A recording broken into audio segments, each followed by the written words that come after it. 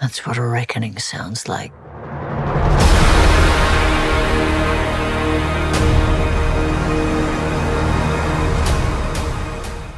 Eh bien écoutez, ce nouvel épisode de Andor était bien, il était très agréable à regarder, mais le petit souci, c'est qu'il était juste bien. Salut à tous à mon retour des cinémas. Voilà, je me permets de m'en mettre comme ça. Deux choses, premièrement, on boit notre café, vous connaissez la chanson, je dégage le micro histoire de ne pas vous faire chier avec les bruits de fond.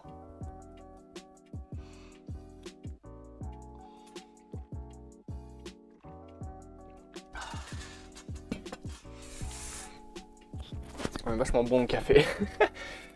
Bon, nous sommes donc là, ici, pour critiquer bien évidemment Andor. Sachez que cette vidéo sera bien évidemment avec spoiler. Donc si tu n'as pas vu l'épisode 4 de la série Andor, si tu ne veux rien savoir sur ce qu'il s'est passé, ou si tu t'en fous de mon avis, quitte immédiatement cette vidéo. Et deuxième petit disclaimer, logiquement, il y aura deux vidéos aujourd'hui. Celle-ci, ainsi qu'une vidéo réaction au nouveau trailer du jeu Gotham Knight.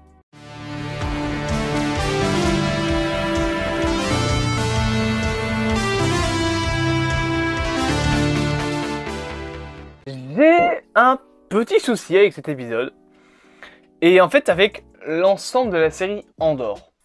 C'est que c'est bien, c'est agréable, mais c'est juste bien.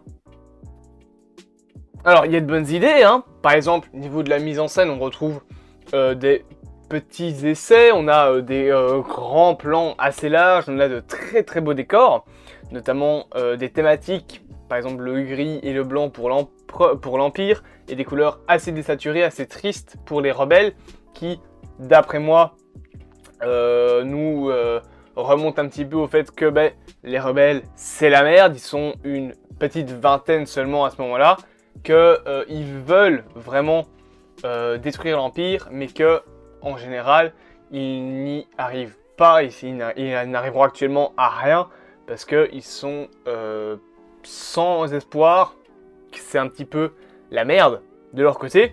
On a, comme je l'ai dit, donc des grands plans sur la nature, à un moment, un grand plan assez prononcé, avec un chasseur-tailleur qui passe à ce moment-là. Tu as beaucoup aussi de scènes dans la végétation, assez gris, même un petit peu trop gris d'ailleurs. Alors est-ce que c'est mon écran qui commence à me lâcher, ou est-ce que c'est la lumière sur le plateau de tournage de la série qui n'existait pas? Je sais pas. En attendant, c'est extrêmement grisâtre au point que certaines couleurs ne sont pas visibles. Cependant, quand on est du côté de l'Empire, là, on a des couleurs beaucoup plus prononcées. Alors, on a beaucoup de blanc, mais par exemple, dans le magasin du personnage interprété par Stellan Skarsgård, eh bien, on a des couleurs, on a du marron, on a du bleu, on a du rouge, parce que l'Empire est tranquille, pépouze, il se dit tout va bien, rien ne peut m'atteindre, et voilà. Je pense que c'est ce qu'on peut sortir de la mise en scène de la série. Niveau musique, par contre, j'ai un point assez triste à dire, c'est que j'ai entendu aucune musique durant l'épisode. J'y ai pas fait attention en tout cas. Alors, il y en avait probablement, mais je pense plutôt que c'était peut-être des thèmes d'ambiance, pas vraiment de la vraie musique. Vraiment des sons d'ambiance, des petites notes, à part vraiment l'intro où je pense que la musique change H24, puisque pour moi, chaque musique à chaque intro de l'épisode correspond eh bien, à l'épisode en lui-même. Hein. L'épisode 1, la musique correspondait à l'épisode 1, épisode 2 pareil, épisode 3 pareil, et là l'épisode 4, la musique fait un peu penser à la rébellion, peut-être au thème principal de Star Wars, à la fin par exemple de l'épisode 4, où on a un thème un peu plus joyeux, qui relève l'espoir, mais excepté ça, dans l'épisode en lui-même, à part quelques thèmes un peu, on va dire bourrins, mais genre secs, sombres, qui représentent bien évidemment l'Empire, genre la marche impériale, etc., on n'a pas vraiment plus de trucs que ça. Niveau musique en tout cas. Cependant, niveau du reste de l'épisode, il y a quelques trucs à dire. Notamment qu'on retrouve, et ça j'espérais que ça allait arriver, le côté un petit peu espionnage de Rogue One. On a pas mal de personnes qui viennent du Sénat, qui en fait sont corrompus par les rebelles, entre guillemets, enfin qui sont du côté rebelle plus que du côté empire, et qui du coup rejoignent les rangs de la rébellion et trahissent l'empire. On a pas mal de gens qui sont comme ça. On a bien évidemment une perte de confiance, ou en tout cas un manque de confiance envers Cassian Andor dans le petit groupe de rebelles de l'épisode, ce qui est normal parce que la femme qui prend donc Cassian Andor dans son équipe, à ce moment-là il se fait passer pour un personnage qui s'appelle Clem, eh bien elle ne donne pas plus d'infos, elle juste envoie Cassian Andor comme ça dans l'équipe sans jamais rien leur dire.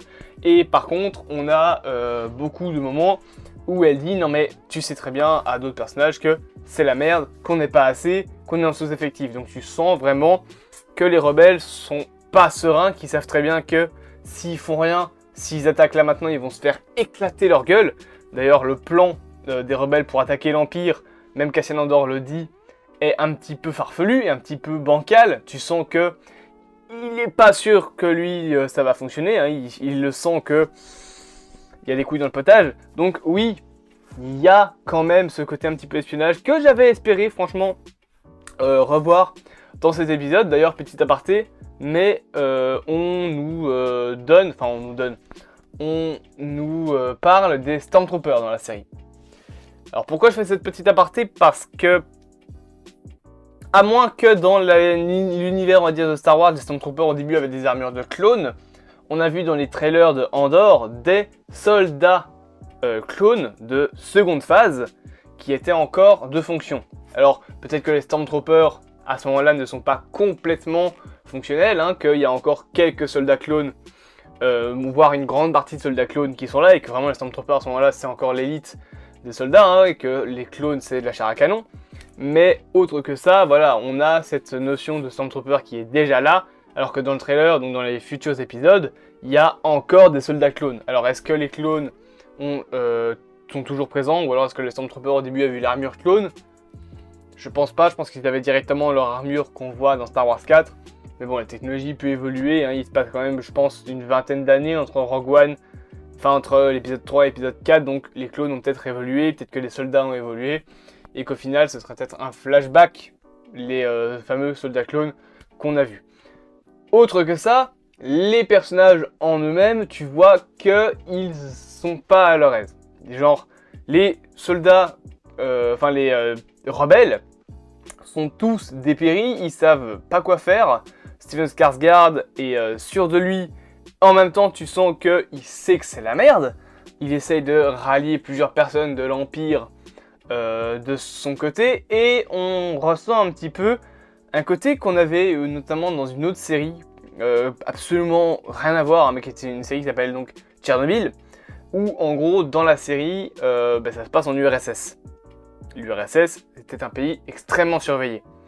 Là dans la série Andor, on te dit que de plus en plus de personnes politiques sont remplacées, qu'il y a de plus en plus de nouveaux visages dans les rangs politiques, que en gros l'Empire espionne de plus en plus. Donc tu sens un petit peu ce côté URSS, Empire vraiment conservateur, parano, à la solde juste de un mec qui était un petit peu l'URSS. Et pour moi d'ailleurs l'Empire a toujours été une métaphore des mauvais côtés de l'URSS, pas spécialement du communisme, mais plutôt de l'URSS en elle-même, de ce côté trop paranoïaque et de ce côté à toujours surveiller sa population. Et tu sens que dans Andor, en plus des nombreux actes, on va dire, criminels que fait l'Empire et qui est excusé parce que c'est l'Empire et que tout le monde ferme sa gueule, un petit peu comme avec le Troisième Reich. Je sais pas si ça passe sur YouTube ce mot-là. J'ai évité de dire petit allemand espiègle.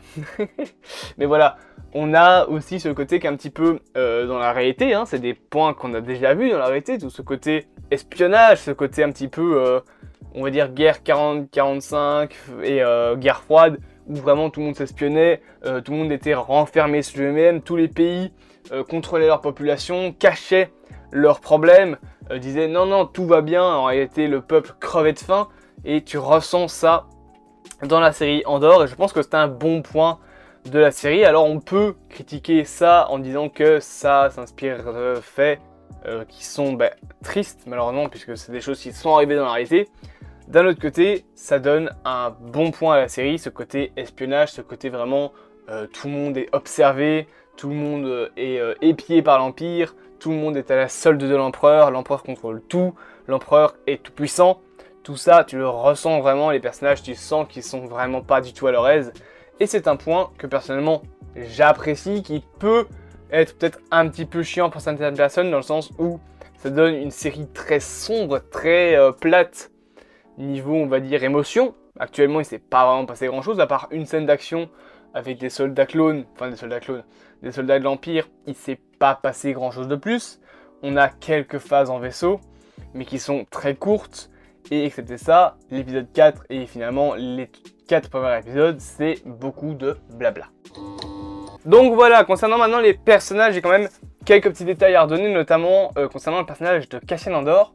Je pense qu'il doit être plus développé à l'avenir, dans le sens où actuellement il est développé comme un adulte qui n'a absolument rien, qui n'a absolument confiance en personne.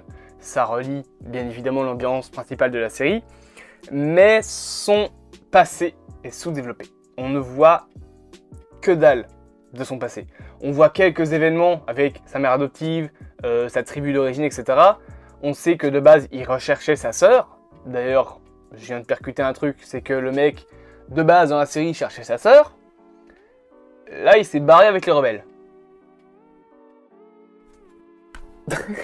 Donc voilà, il y a quand même ce côté un petit peu trop plat en fait au niveau du personnage. Je ressens presque rien envers lui parce que je connais pas son passé, je connais rien de lui.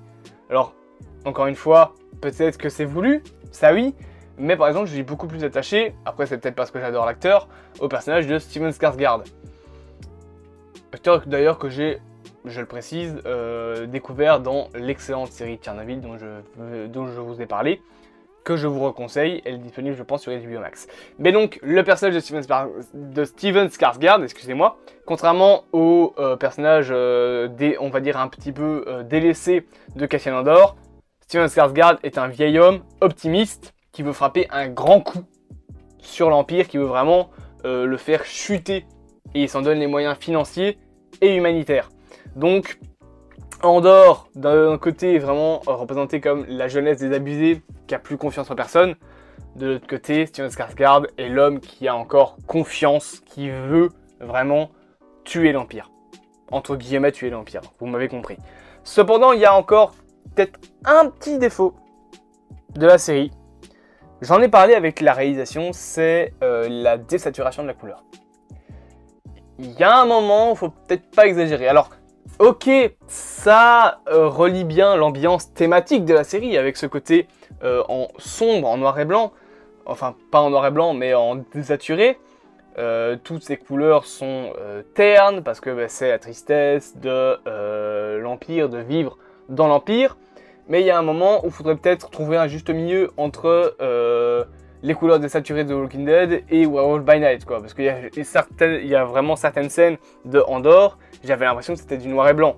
J'étais en train de bosser sur Illustrator et tout bazar. Oui, je sais, je travaille en train de regarder mes épisodes de Andor. Je fais ce que je veux. Allez vous faire foutre. Vraiment, si je ne regardais pas mon écran pour revoir les beaux jaunes et beaux oranges des logiciels, je voyais en noir et blanc. Hein, parce que la série est trop désaturée. Il y a un moment, il y a pas assez de couleurs. Là, c'est vraiment un peu trop. Et d'ailleurs, petit aparté, on nous donne comme nom le personnage de Saw Gerrera. Enfin, on fait allusion au personnage de Saw Gerrera, bien évidemment, qui réapparaîtra dans la suite de la série. Ça, je pense que vous le savez vu que vous avez vu le trailer. En conclusion, j'entends mon chat ronfler depuis une demi-heure. C'est complètement véridique, elle est là en dessous. Hein. En conclusion, du coup, je donnerai une note de... Je dirais que je vais arrêter de donner des notes parce que c'est très réducteur. Mais cet épisode était bien sans plus, malheureusement. C'est dommage. Il n'y a pas... peut-être pas assez d'épique. Par exemple, il n'y a que quelques scènes en vaisseau. Il n'y a qu'une seule scène d'action pour l'instant dans toute la série. Pas assez... en fait, trop de discussions. pas assez, peut-être d'émerveillement des décors, je sais pas. Il y a un manque, j'arriverai pas à dire quoi, mais il y a un manque concernant la série Andor. J'espère donc que ce petit avis rapide vous aura plu. Moi, bah, ça m'a plu d'en parler. Cet épisode, c'est pas mauvais, loin de là, hein. Il est loin d'être mauvais. On n'est pas sur du niveau She-Hulk, on est quand même sur une bonne série. Mais voilà, il me manque peut-être un truc. Peut-être que j'ai été trop habitué à trop de comédie et que je dois me remémorer l'état dans lequel j'étais à la fin de The Mandalorian. Donc, j'espère donc que cette vidéo vous aura plu. Bien évidemment, je vais vous proposer de vous abonner, de partager, de liker, de me commenter cette vidéo, de me dire en commentaire justement si vous avez aimé ou pas cet épisode. C'est important. J'aime avoir votre avis. Je sais que je réponds pas beaucoup aux commentaires, mais je lis quand même vos commentaires. Il y en a certains qui font chaud au cœur d'ailleurs. La main là, vous inquiétez pas, elle va très bien. Bref, dites-moi en commentaire si vous avez aimé cet épisode. Bien évidemment, vous le savez, je reprends mon clap. Je vous dis à ce soir pour la vidéo sur Gotham Knight, mais surtout à demain pour une nouvelle critique, à savoir l'épisode 7 de She-Hulk. On croise les doigts pour Daredevil. Et en attendant, bien évidemment, je vous dis à plus, amoureux de du cinéma.